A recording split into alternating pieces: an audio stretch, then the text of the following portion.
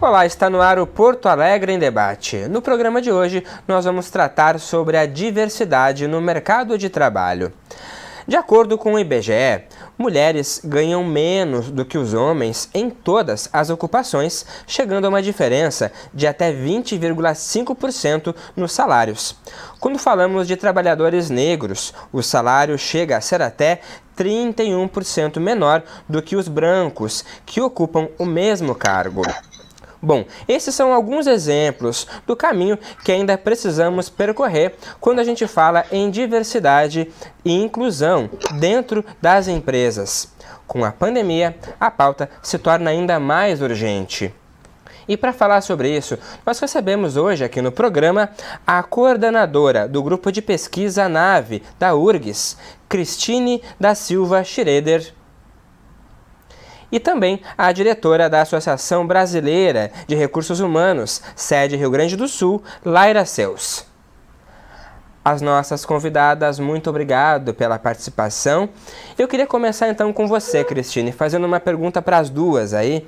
Como é que vocês têm visto a inclusão dentro das empresas de pessoas diversas? Como que vocês têm avaliado? Evoluiu? Tem ainda muito a melhorar? Como que você, Cristine, avalia esse caminho? Olá a todos e a todas. Obrigada, Felipe, pela oportunidade. Obrigada à TV Câmara. Bom, primeiramente, nós acreditamos, até pelas pesquisas que a gente vem conduzindo, principalmente nos últimos anos no nosso grupo de pesquisa, em que nós focamos em gestão de pessoas e, particularmente, nós focamos em diversidade. Então, as nossas pesquisas, elas têm abordado vários eixos da diversidade. A última pesquisa que a gente realizou, que depois nós vamos comentar um pouquinho, ela tem pelo menos 9 eixos diferentes de diversidade organizacional.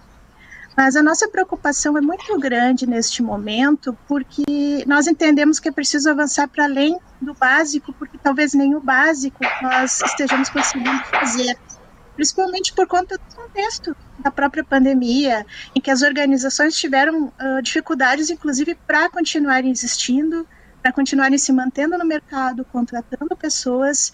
Então, esse contexto, que ele também apressou toda a questão de uma nova forma de trabalho, que é um trabalho remoto, que é um trabalho, por vezes, com um potencial, mas é um trabalho mais precário também em alguns contextos.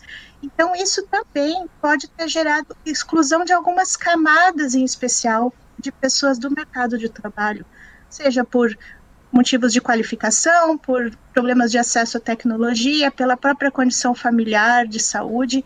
Então, quando a gente fala em diversidade e inclusão no mercado de trabalho, a gente tem várias possibilidades para explorar na teoria. Porém, nesse nosso contexto agora, a preocupação ela é ainda maior, né, em que aumentaram os índices de desemprego, de próprios negócios, empresas que também não conseguiram reabrir suas portas. Então, a nossa proposta é como falar de diversidade e inclusão neste contexto que nós temos hoje. Então, essa é a ideia de um pouquinho do que a gente quer trazer aqui, de alguns dados de nossas pesquisas, de algumas reflexões, de como as organizações elas podem promover uma cultura de diversidade e inclusão. Certo. Importante deixar esclarecido para o nosso telespectador, que eu acabei não falando no começo do programa, que nós convidamos também a participar do programa o vereador Cacá Dávila do PSDB, que havia confirmado presença aqui no debate, mas infelizmente por motivos particulares não pôde se fazer presente.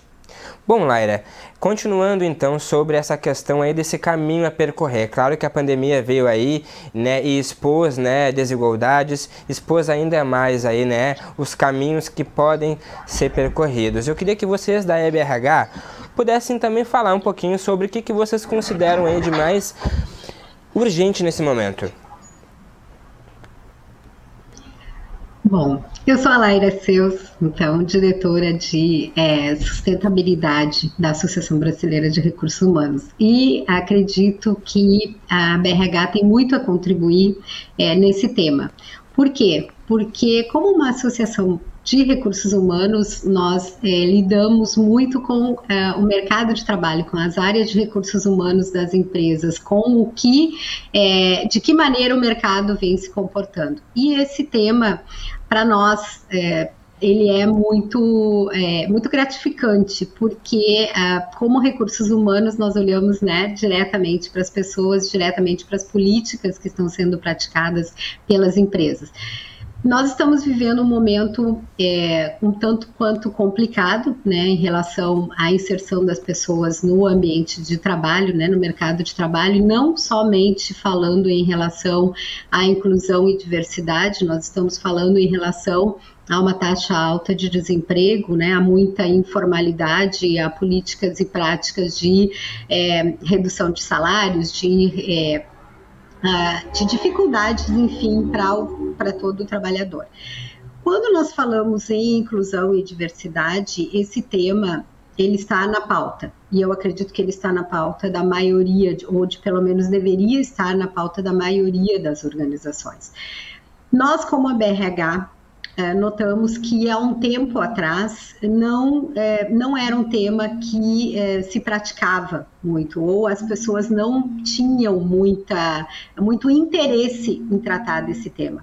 Há um tempo atrás, na BRH, por exemplo, nós tínhamos grupos de sustentabilidade, grupos que tratavam desse tema, e nós não tínhamos adesão. Era um grupo esvaziado, e hoje esse grupo bomba na BRH. Então, acho que é um tema que traz muito interesse atualmente. Nós esperamos, como Associação de Recursos Humanos, em que ele seja um tema que esse seja um tema de mais e mais discussão e de mais e mais inclusão, e que não seja um tema em que as empresas estejam querendo entrar ou ingressar apenas para aparecer na mídia. E isso é uma preocupação. Cada vez mais nós temos que estar realmente conscientes da nossa necessidade de fazer com que seja mais e mais discutido e mais incluídas as pessoas nas organizações. Sim, Cristina, é importante isso que a Laira traz, né, sobre até esse aspecto que você traz no começo sobre a teoria, né, e a prática ela é um pouco diferente. Com as pesquisas que vocês têm feito no NAVE, o que mais chamou a atenção de vocês, até com esses eixos aí que vocês têm trabalhado? O trabalho da associação, sobretudo, onde nós da academia, de alguma forma, que não estamos diretamente inseridos no contexto organizacional, a gente consegue ter várias trocas, né, com o pessoal que está na linha de frente nas organizações, e quando eu falo organizações, eu vou fazer uma parte porque eu vou falar não só de organizações privadas, mas também de organizações públicas, onde o contexto é um pouquinho diferente. O que a gente tem percebido de uma forma geral?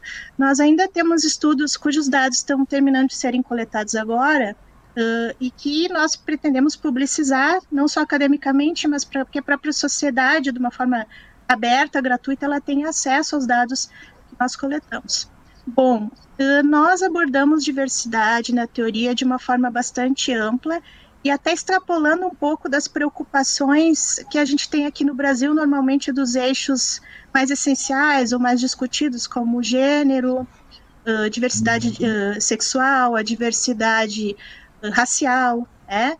Nós também abordamos mais a fundo a questão das pessoas com deficiência, a questão geracional, a questão da diversidade religiosa, e também nós estamos avançando na diversidade cognitiva e na neurodiversidade, que são temas que já têm uma tradição internacionalmente, mas no Brasil a gente tem inclusive um delay, um descompasso dos temas que estão surgindo agora na academia em administração no Brasil, né, e que a gente já vem pesquisando, e eu posso dizer que o grupo Na Vanguarda já vem pesquisando os temas, mas que a discussão sequer chegou nas organizações. Então, às vezes, o que nós como academia percebemos em alguns momentos é que não há ainda uma abertura suficiente, talvez falte um esforço maior nosso no diálogo, em estabelecer essa ponte, mas também as próprias organizações, nas suas várias preocupações, talvez elas próprias não estejam no momento de ampliar o seu leque de eixos ou de preocupações da diversidade, o que nós entendemos nesse momento. Então, o que a gente percebe de uma forma geral é que sim, até pelos próprios relatórios de diversidade de consultorias, né, conhecidas, a gente vê que houve um avanço em algumas preocupações nas redes sociais corporativas, os próprios temas eles estão sendo mais debatidos. Porém, ainda tem muita coisa, muito tema que sequer ele chega à discussão. Porque é preciso criar essa cultura dentro das empresas de não achar que diversidade, como a Laira comentou, é para fazer propaganda, é modismo, estou excluindo uns para excluir outros, mas é o olhar para a diferença humana, que é algo que, como grupo, em particular, a gente defende bastante, que é o respeito à diferença, não é uma inclusão para promover uma outra exclusão, né? Isso é angustiante, por um lado, porque abre muita perspectiva, mas, por outro, é um caminho que a gente está tentando trilhar. Sim. Laira, a Cristine traz aí aspectos muito interessantes, né? Porque quando a gente fala de diversidade, o leque ele é muito grande, né? São vários grupos, várias vulnerabilidades, várias particularidades também. O gestor poder ter esse olhar também é um diferencial e passa também por um nível de conscientização, mas que pode ser, eu queria entender na sua visão, transformado, modificado, daqui a pouco entender que um ambiente com pessoas mais diversas pode tornar a empresa mais inovadora, mais criativa? Perfeito, Felipe. E um prazer te ouvir, Cristine, porque assim, isso é uma preocupação que nós temos como Associação de Recursos Humanos, como profissionais, né, de RH, que estamos atuando no mercado, com esse olhar de ter a diversidade, a inclusão e a diversidade num foco muito mais abrangente. Eu atuei a minha vida toda como executiva de recursos humanos e me deparei com muitas e muitas situações nas organizações e me deparo ainda hoje atuando como consultora. Então, a impressão que se tem é que quando nós colocamos o nosso foco em um determinado ponto de inclusão, esquecemos outro, né? E aí, por isso que eu falo da questão do perigo e do risco do modismo, né? De nós olharmos somente para um ponto. Vou dar um exemplo. Com a pandemia, nós tivemos muitas situações de pessoas que tinham mais de 60 anos e não poderem estar mesmo quando liberados para estar no presencial, trabalhando. Essas pessoas eram um grupo de risco, né? E são um grupo de risco para a questão do Covid e não poderiam estar nas empresas. Então, essas pessoas, se elas tivessem condições de estar no ambiente online, né, trabalhando no home office, teletrabalho, ok, mas tinham organizações e tem empresas que não conseguiam estar com essas pessoas em home office. Muitos trabalhadores foram desligados e não conseguem se recolocar no mercado de trabalho. Antes mesmo disso, a gente tinha esse problema, tem esse problema da diversidade, inclusive no olhar de idade, né, de diversas gerações. As empresas precisam se dar conta que nós termos diversas gerações no ambiente de trabalho vai trazer muito mais inovação, vai trazer muito mais olhar diferente. Então, porque a impressão que se tem é que em muitas organizações ou muitos processos de recrutamento, muitas áreas de trabalho, se quer ter as pessoas todas iguais trabalhando, né? Todas na mesma formação, todas vieram das mesmas instituições, todas com a mesma idade, todas com o mesmo penso. E o que vai fazer com que essa organização consiga pensar diferente, trazer inovação? Isso tem dados e dados de pesquisas que comprovam que as organizações que têm um ambiente mais diverso, elas pensam diferente, elas conseguem trazer muito mais inovação. E cada vez mais o que nós queremos, inclusive com grupos de estudo que a gente tem na BRH e com formas de trazer o pensamento de inclusão e diversidade para as organizações, e que as empresas se deem conta do quanto elas têm a ganhar de ter um ambiente mais diverso. E aí, quando eu falo em ambiente mais diverso, e aí olhando pelo lado do que a Cristine está trazendo, a gente não pode olhar só a diversidade em trazer transexuais para trabalhar dentro das empresas, ou pessoas negras para trabalhar dentro das empresas. Hoje a gente olhar 98% das organizações que têm programas de inclusão e diversidade olham no primeiro lugar o PCD, né? A pessoa, o portador, o deficiente. E aí, por que isso? Porque a gente tem cota? Então, quando nós vamos conseguir olhar realmente a inclusão e diversidade num olhar mais de organização que pensa mesmo o futuro, de organização que pensa na inclusão, em organização que pensa em incluir, né? Eu gosto de tem uma fala da VP da Netflix que ela falou, né, a inclusão, a diversidade é você trazer as pessoas para dentro de uma festa, né, e a inclusão é convidar para dançar. Né? Então, eu acho que é isso que a gente precisa, é convidar para dançar as pessoas no mercado de trabalho. Sim, e nesse sentido, Cristine, o que a Lara está trazendo faz também da gente pensar no seguinte, que não basta apenas só, né, naquele recrutamento, naquela seleção, porque depois também aquela pessoa ela tem que ter capacidade de crescer dentro da empresa, né, de poder concorrer ali com os outros colegas com as mesmas chances. Também é um outro desafio aí também, né, dos gestores.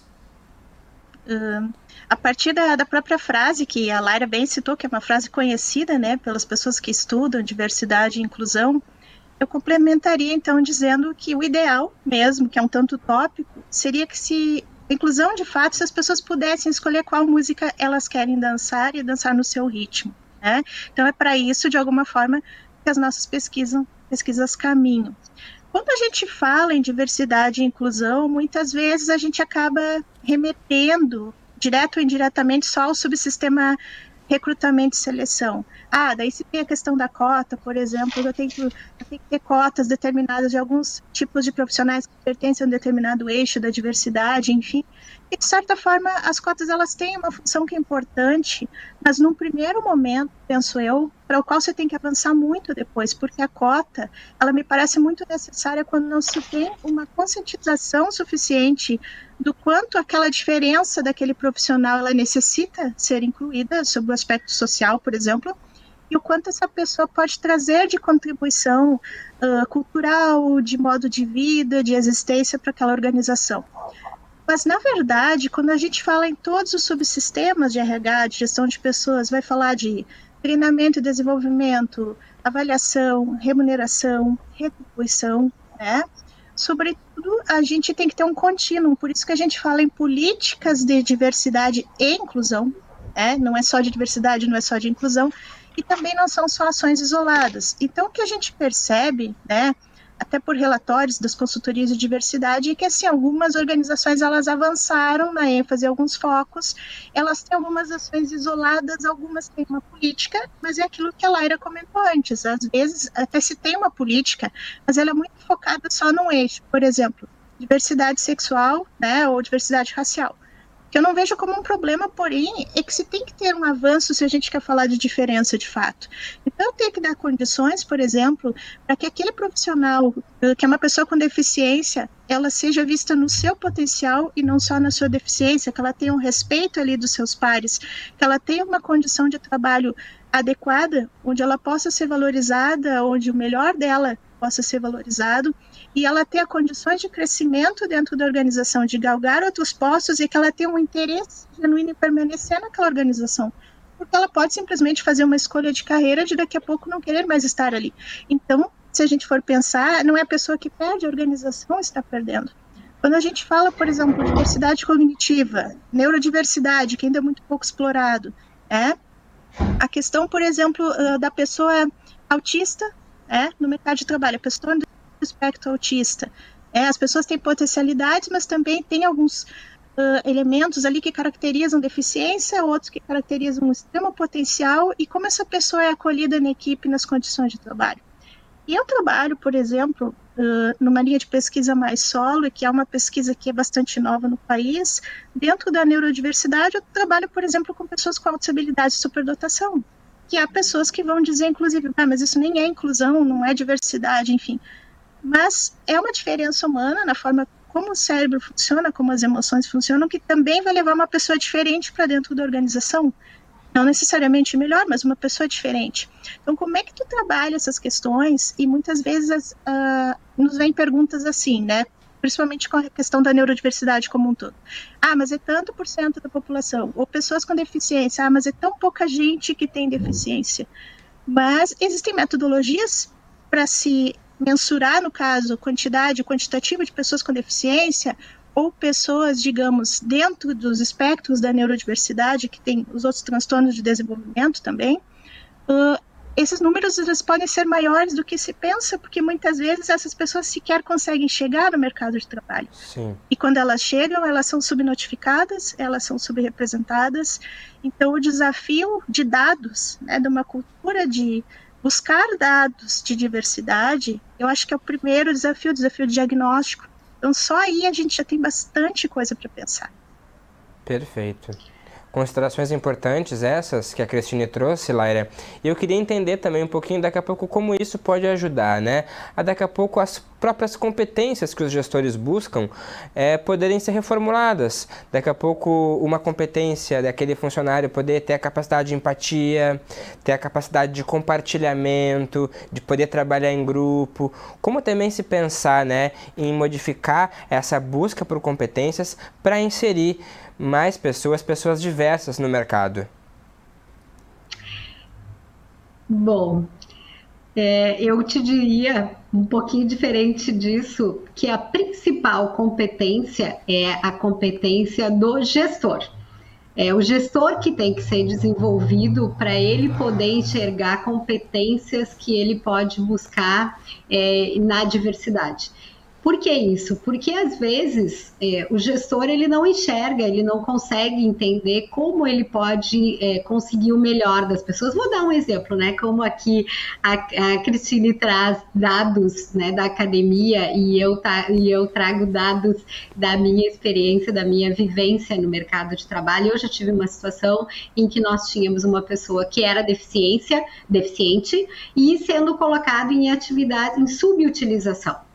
Por quê? Porque ela era deficiente e o gestor não acreditava que aquela pessoa pudesse ter as entregas que ele precisava. Então, se tinham atividades complexas na área, aquela pessoa, apesar de ter formação, ele não passava para aquele colaborador atividades mais complexas. Porque aquele colaborador eventualmente saía em atestado porque ele precisava fazer fisioterapia, ou enfim. E aí o gestor fazia, eu não vou largar atividades importantes para ele, então eu largo ele subutilizava esse colaborador. E o colaborador, em contrapartida, como ele era subutilizado, ele não se sentia entusiasmado para ir trabalhar, ele não se sentia desafiado para fazer suas atividades, então cada vez entregava menos. Nós conseguimos reverter essa situação trocando esse colaborador para uma outra área. O gestor não queria mais ele não queria mais aquela área e a gente conseguiu colocar ele em outra área.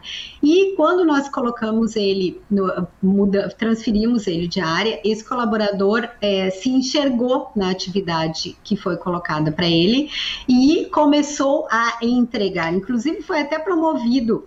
Então, o que eu quero dizer com isso? Essa empatia que tu está trazendo, né, que é uma das principais competências da atualidade, muito mais do que, claro, a gente precisa ter as competências técnicas, mas a gente poder ter essa empatia, poder ter tanto o gestor como o colaborador conseguir empatizar com o outro, isso foi o que nós conseguimos através dessa mudança nessa pessoa que tinha, né, ele tinha uma deficiência, mas a deficiência dele não era uma definição, uma deficiência que o impedia de fazer atividades mais complexas, e o gestor não o colocava para fazer atividades mais complexas, e a partir do momento em que ele se sentiu desafiado, ele se sentiu motivado e aí ele começou a fazer entregas muito acima do que eram esperadas dele, né? Então eu acho que sim, a gente tem que desenvolver nos gestores, né? E esse olhar de trazer diversidade para dentro da organização, nós temos uma responsabilidade muito grande como recursos humanos,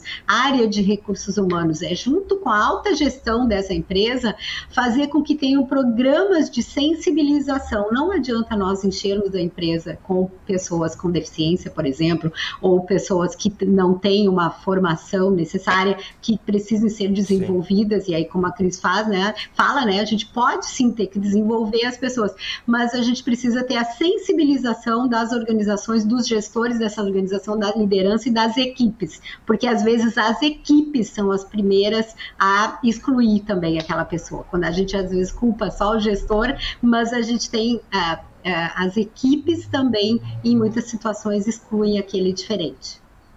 Perfeito, Lélia. A gente pode falar mais sobre isso daqui a pouco, porque agora a gente vai fazer um rápido intervalo e voltamos a seguir falando mais sobre diversidade no mercado de trabalho. Até já!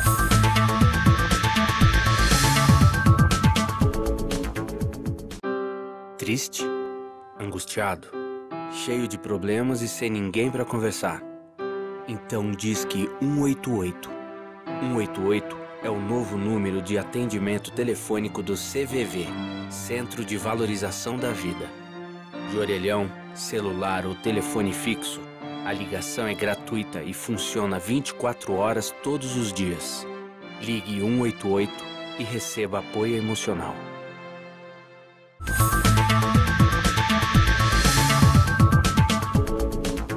E nós estamos de volta com o Porto Alegre em Debate, hoje tratando sobre diversidade no mercado de trabalho. Cristine, no último bloco nós estávamos falando aí sobre os desafios, né, de implementar essa real diversidade no mercado de trabalho. Eu queria entender, será que daqui a pouco, né, como fazer essa cultura ela ser mais internalizada pela organização? Seria mais recrutadores diversos para entender um pouco mais essa realidade e poder contratar essas pessoas? Bom, Felipe, então, até continuando na linha do que a Laira estava comentando, né? Algumas das nossas pesquisas mais recentes, que a gente está concluindo agora, a gente teve espaço nos instrumentos para respostas abertas, livres, né? E ficou muito manifesto que as pessoas, elas costumam ter uma resistência maior. Nós fizemos pesquisa tanto com pessoas que são profissionais de RH quanto não são, né? Elas costumam ter uma resistência maior àquilo que elas não conhecem. Então, muitas preocupações, algumas pessoas não veem como parte da diversidade, ou acham que diversidade não é uma pauta interessante para a organização, não é importante. Existem pessoas que sim, elas se sentem prejudicadas, muitas vezes, pelo fato da empresa adotar uma política de diversidade, porque há também um equívoco que pode ser da própria empresa, de como a Laira também comentou antes, de muitas vezes se focar num determinado eixo, porque é o eixo que está sendo mais discutido no momento, que é importante sim, mas que não é o único, eixo A, eixo B, né? E esquecer das outras dimensões da diversidade, ou não conhecer. Então, acima de tudo, para a gente formar essa cultura, criar essa cultura nas organizações, nós temos muito trabalho de médio a longo prazo dentro e fora da organização. Por quê? Nós temos, e também, de certa forma, com a pandemia, eu vejo que isso acelerou, nós temos uma profusão de profissionais que se dizem profissionais de RH, mas nas próprias narrativas desses profissionais, por exemplo, nas redes sociais, a gente vê demonstrações de peito, de desconhecimento, então está faltando conteúdo. E aí a gente, no caso, faz a defesa nossa aqui da academia, né, que muitas vezes nós falhamos em não estabelecer as pontes, porém alguns de nós estão procurando. Então, o que a gente quer dizer é que, sim, tem que ter uma formação mais de base, mais qualificação para as pessoas que atuam em RH, não só no recrutamento e na seleção, mas que vão atuar depois com treinamento, com desenvolvimento, com as políticas de remuneração dentro da avaliação, da organização, né? Ou seja, todos os subsistemas, eles têm que estar implicados ali com a cultura da diversidade, que não é uma cultura que se cria da noite para o dia, né? Na verdade, a base mesmo ela é bastante anterior, né? Tem valores que nós não conseguimos simplesmente incutir nas pessoas. Se a pessoa, seja o líder, seja o funcionário ali dentro, que não está numa posição de liderança, ele não tem essa cultura do olhar com respeito para a diferença do outro, a ponto dele não se sentir inferiorizado e nem superior, ou seja, é um exercício extremamente difícil, porque tu está olhando para o outro como alguém diferente, que não é superior nem inferior a ti, só que também não é igual. Então, essa é uma cultura assim que tanto na gestão, né, embora tenha que partir da gestão, porque senão as políticas de diversidade e inclusão, elas não vão dar certo dentro da organização, né? Tem que partir do gestor, desse olhar, mas não é uma prerrogativa só do RH, é um trabalho para a organização inteira. Então, a educação continuada, a sensibilização, que muitas vezes não é uma coisa fácil de se fazer, porque dentro dos nossos diagnósticos, por exemplo, o que a gente consegue captar é que os entendimentos de diversidade e inclusão das próprias pessoas ali dentro da organização X são diferentes. Então não adianta simplesmente, né, a organização querer implementar a política do seu jeito, sem escutar as pessoas que estão dentro da organização e só atendendo uma demanda, por exemplo, da sociedade como um todo. A sociedade, a demanda, eixos A, B e C, que são prioritários no seu entendimento, mas para as pessoas dentro da organização pode ser que estejam faltando outras preocupações ali. Então a gente fala de novo que diagnóstico, formação, tudo isso é anterior, inclusive, ao desenho de uma política de diversidade. E que a política de diversidade ela pode começar assim com um eixo, com outro, porque a organização não vai abraçar tudo. E depois ela vai se solidificando, mas com essa educação e essa formação. Sim. Quer dizer, surge aí mais um eixo de trabalho, né, para os recursos humanos ter que se debruçar para poder se organizar dentro da empresa. E eu queria entender também, Laira, como esse discurso, né, da representatividade tem que ser tomado com muito cuidado, né, porque daqui a pouco pode ser que fique só num discurso falacioso e, de fato, né, a empresa não vai estar cumprindo, né, aquilo que ela daqui a pouco até numa propaganda diz que faz, né, e que está aberta para vários consumidores, mas a sua própria empresa internamente não está. Sim, isso é muito importante. Eu tenho visto de muitos colegas falas sobre organizações que a gente, né, não vai citar, não caberia, mas que na mídia aparecem com discurso de inclusão e diversidade e na realidade inclusão e diversidade não é bem assim. Tem empresas que acabam focando para fazer divulgações e propagandas, enfim, nós somos uma empresa inclusiva e que estão olhando apenas para um eixo de inclusão. Então, empresas que fazem programas e divulgação sobre a inclusão de pessoas negras, por exemplo. E em contrapartida, não deixam incluir nos seus processos de seleção pessoas que têm mais de 45 anos de idade. Ou empresas que só admitem em seus programas de trainees, por exemplo, quando vão fazer o processo de seleção, pessoas que tenham vindo de universidades de primeira linha, né? Então, quando eu vou colocar lá no meu processo de seleção, eu excluo pessoas que tenham vindo de universidades que não são consideradas de primeira linha.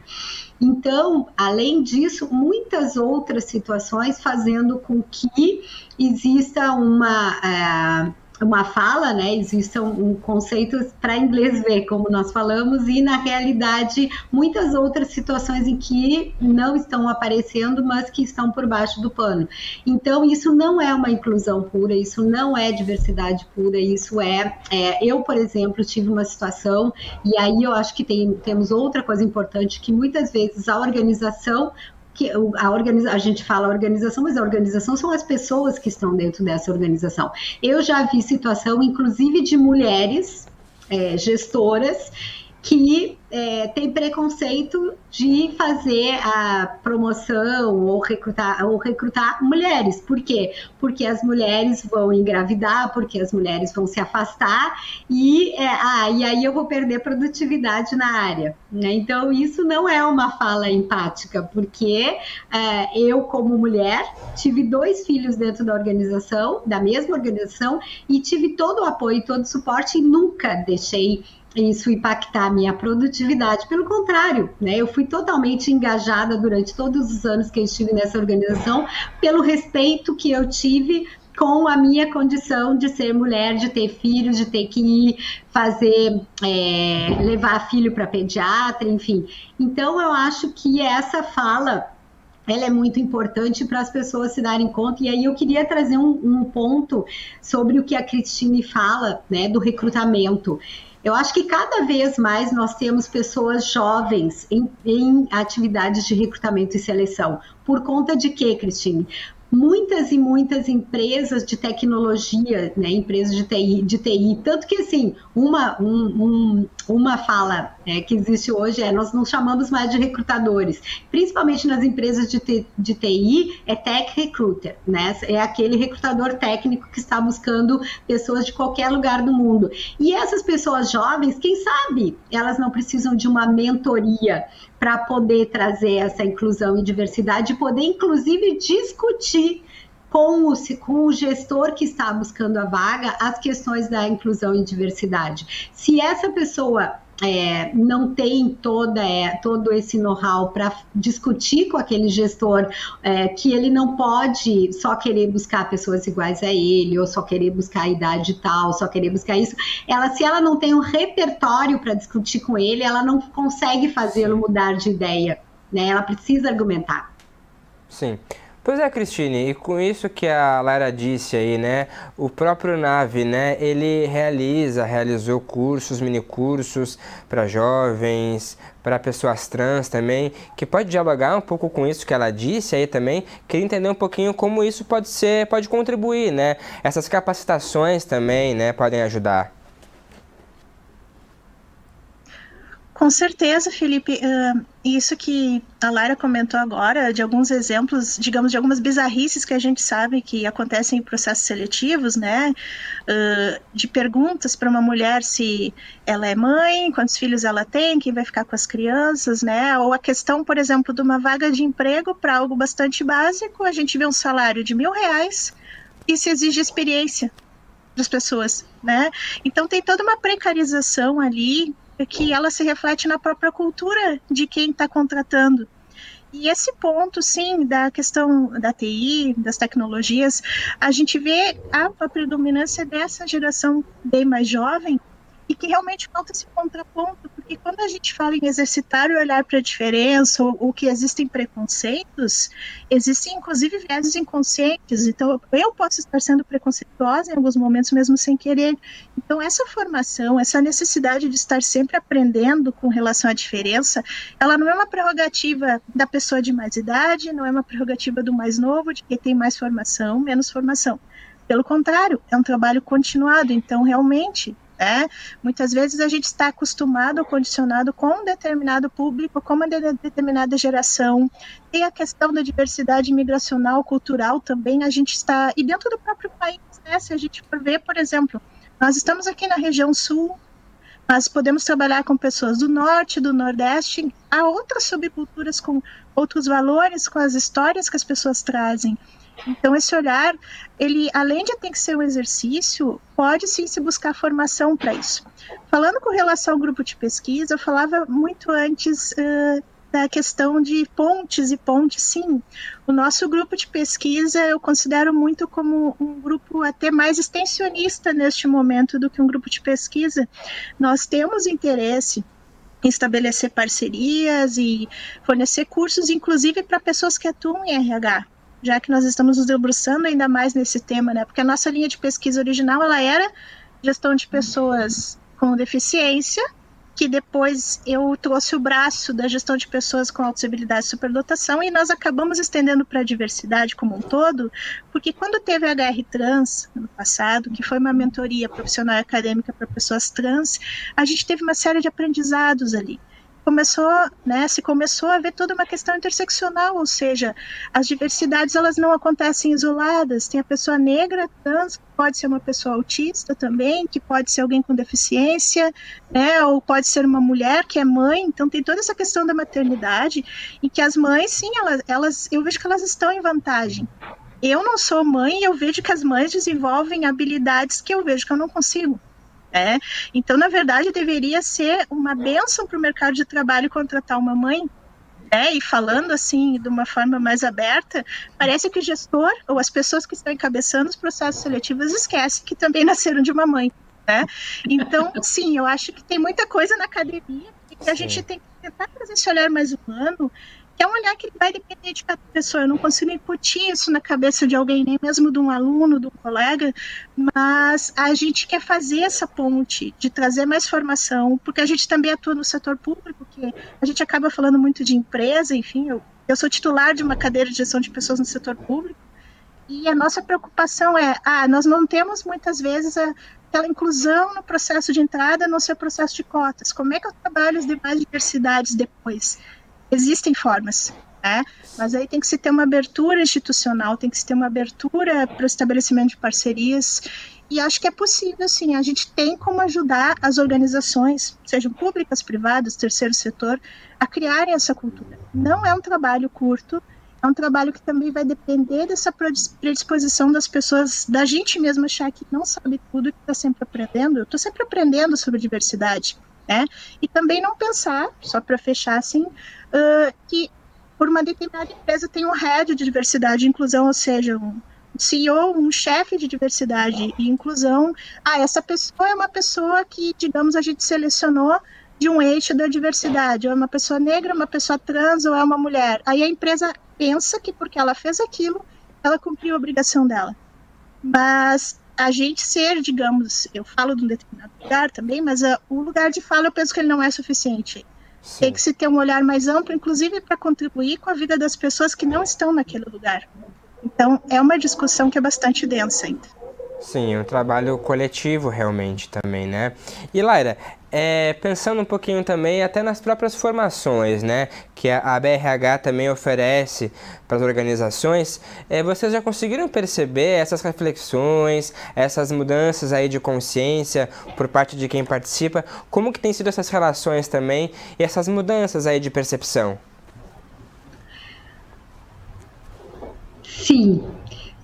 Como eu comentei, a BRH tem grupos de estudo de inclusão e diversidade, que no passado, Felipe, era um grupo que nós chamávamos de grupo de sustentabilidade e que tinha esse viés e não tinha muito interesse nas pessoas de participar desse grupo de estudo. Atualmente é um dos grupos que está bombando. Nós temos mais de 40 participantes nesse grupo atualmente e o interesse por esses temas na BRH é muito grande. As pessoas nos procuram para saber o que nós temos de formação, o que nós temos de grupo de estudo, para poder se atualizar sobre esses temas. Eu diria que tem algumas coisas que vêm a ajudar, né, atualmente. Tem se falado muito de ESG, que substitui, né, muito aquele olhar só que nós tínhamos de sustentabilidade, em que as pessoas olhavam apenas para as ações de meio ambiente. Hoje, ESG é um indicador que vem para olhar todas as questões do que a empresa está fazendo em relação ao ambiente, também o que a empresa está fazendo em relação às ações sociais, onde a inclusão e diversidade se inclui, e também o que a empresa está fazendo em relação à governança, né? Então, uma das coisas que as pessoas têm interesse em saber hoje, em vivenciar e as organizações cada vez mais entrarem, é ESG. Outra coisa que também eu vejo que vem favorecendo essas questões de inclusão e diversidade é a LGPD.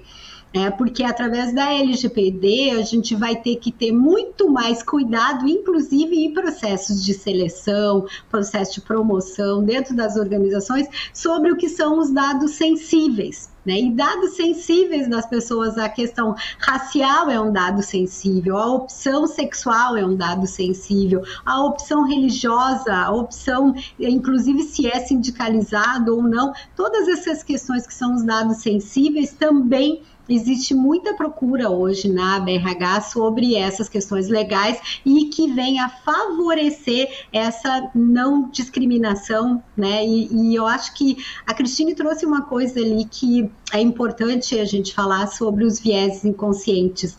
Muitas e muitas vezes nós, num processo de seleção, a gente nem verbaliza as questões, mas quando a gente traz esses nossos vieses inconscientes, a gente traz todos esses preconceitos que a gente tem arraigados, né, na nossa vida toda e que às vezes não está nem escrevendo ali, mas quando vai fazer um processo de seleção já olha se a pessoa vem com um brinco, ou se a pessoa vem com cabelo de colorido, ou se veio com piercing, uma tatuagem, tudo isso são nossos viés inconscientes, né? Então eu acho que essas questões é que a gente tem que cada vez mais pensar nisso, em como, né, a gente lidar, nada melhor do que a gente poder discutir, do que a gente participar de grupos, do que a gente poder se formar e informar a respeito dessas questões também, de como nós podemos lidar. E só para arrematar aqui, eu tenho me incomodado muito ultimamente de ver as questões de anúncios de vagas exclusivamente para pessoas negras, sabe? Ou anúncios de vagas exclusivamente para isso ou para aquilo. Eu acho que nós só vamos realmente ser uma população melhor se a gente não precisar ter essa discriminação para um lado ou discriminação para o outro, de que nós realmente possamos olhar todos como iguais, né, apesar das nossas diferenças. E eu sei que em muitas situações é necessário para que as coisas possam evoluir, mas isso é um sonho, né, de que a gente não precisasse ter essas obrigações para que a gente pudesse realmente ter um olhar diferente.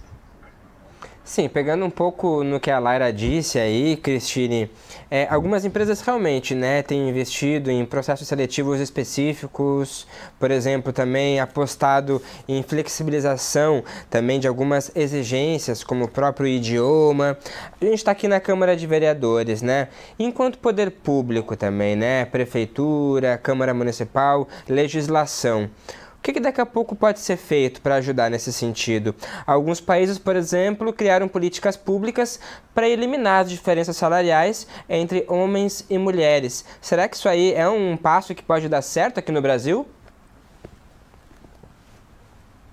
Bom, na linha ali do que a Lara comentou também, fazendo um breve contraponto, em parte eu concordo que existam essas iniciativas, né, para públicos específicos que são vistos em algum momento como em situação de maior vulnerabilidade, porém eu concordo que sim, o ideal seria que nós não precisássemos estar fazendo isso a todo momento, que talvez essas vagas amparadas pela legislação, que a gente sabe que já tem, né, prevendo para esses grupos mais vulneráveis, mas que seja uma solução emergencial e do momento para dar o recado de que é importante, mas não se focar nisso o tempo inteiro, porque, sim, o que acontece, muitas vezes aquele esforço de inclusão, ele acaba se tornando repetido para um determinado grupo e os demais acabam se sentindo excluídos, então é uma questão que é muito delicada para a gente pensar, né?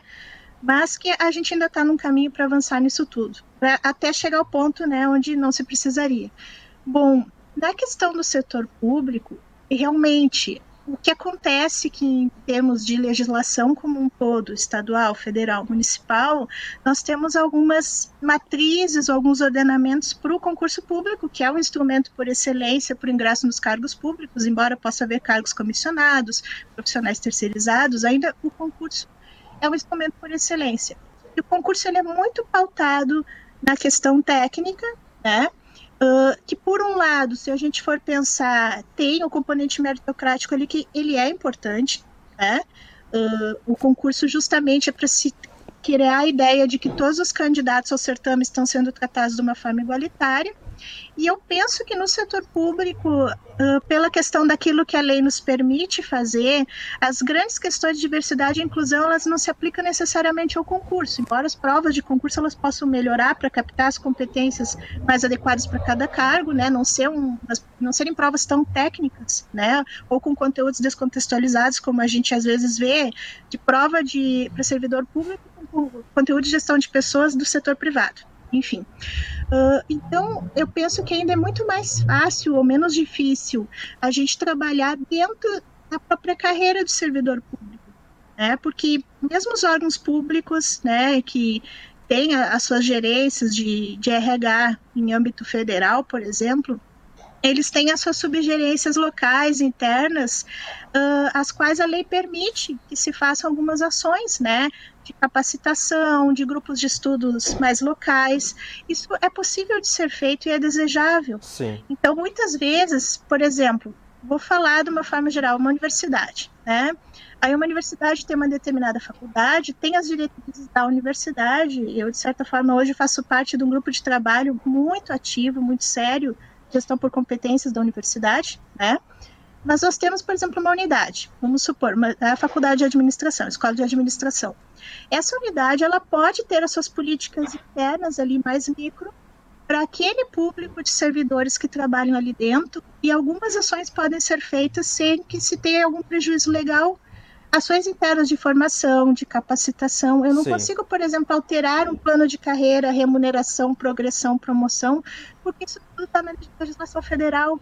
Mas eu consigo criar um ambiente de trabalho mais inclusivo a partir das micropráticas que eu consigo colocar ali, de criar uma conscientização, de mostrar, por exemplo, assim, explicar sobre pessoas com deficiência, diferentes tipos de deficiência, barreiras atitudinais, né? Só dando gancho, né? Das pessoas com deficiência como exemplo, a gente consegue criar dentro do setor público essas microculturas, porque o que a gente percebe de uma forma bem geral, no que a gente vem estudando, acompanhando há algum tempo, muita coisa não depende só da legislação, não depende de grandes investimentos financeiros. Muitos dos nossos entraves à diversidade e inclusão, eles são meramente atitudinais. Meramente, mas não simplesmente, né? Eles são muito atitudinais. E isso, no médio e no longo prazo, a gente consegue tentar quebrar um pouco essas barreiras, né? São esforços realmente diários aí, realmente, né, Cristine? E eu queria aproveitar, né, que você também está falando disso e perguntar para a própria Laira também, para finalizar, o que você aponta aí, né, Laira, as perspectivas para o futuro e também, daqui a pouco, como o poder público pode ajudar. Bom, eu acredito muito dentro disso que a Cristine está falando, de ter realmente um esforço também do poder público de não deixar todas essas questões para as organizações privadas e que possam, infelizmente, se nós tenhamos que trabalhar cada vez mais com algumas obrigações, né, e com questões legais para que a gente possa fazer essa inclusão, não só de diversidade, de inclusão e diversidade nas empresas públicas, nos órgãos públicos, porque eu acho que podem puxar por aí, se começar a puxar por aí, talvez diminuir um pouco o nível de exigência para que se possam fazer as inclusões necessárias, possa fazer como exemplo para que as organizações privadas também assim o façam.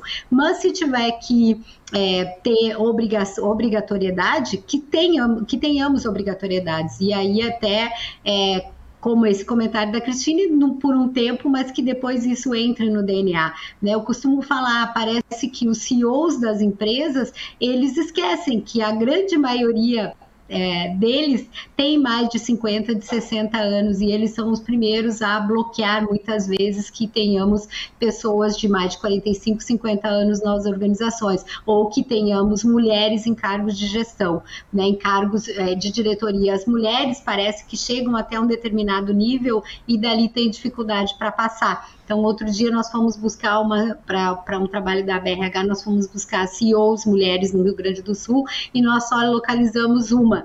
Enquanto, em contrapartida, nós temos, né, praticamente mais de 40% nas empresas nas 500 maiores, nós temos 40% de mulheres trabalhando, só que dessas nós temos uma minoria em cargos de diretoria. Então, acho que essa conscientização, ela é o principal, né? E como a Cristine falou, a atitude, a atitude das pessoas é que vai fazer com que nós tenhamos essa diferença. Pode ser que tenhamos uma forcinha, né, de legislação, acho que essa é importante medida que estava para ser sancionada pelo presidente, que era de multas pesadas para cargos, para salários diferentes para as mulheres em cargos de igual relevância. Isso vai trazer uma grande força para que as mulheres não recebam salários inferiores, que foi o que tu comentou ali antes da pesquisa do IBGE. Perfeito. Sobre salários. Então, enfim, eu acredito que é isso, né? Muitas coisas poderão ser no amor e na dor, né, Felipe? Eu acho que as coisas só mudam desse jeito. Quiçá, que bom se fosse tudo no amor, mas se não pudesse ser tudo no amor, que tenham algumas dores, algumas multas impostas para que a gente possa ter mudanças nesse sentido. Tá certo. Nós agradecemos muitíssimo a presença das nossas convidadas no debate de hoje, que puderam trazer aí, traçar caminhos, né, para se pensar nessa ampliação da diversidade no mercado de trabalho. A você que nos acompanhou, muito obrigado pela audiência. Nós nos vemos na próxima edição. Até lá!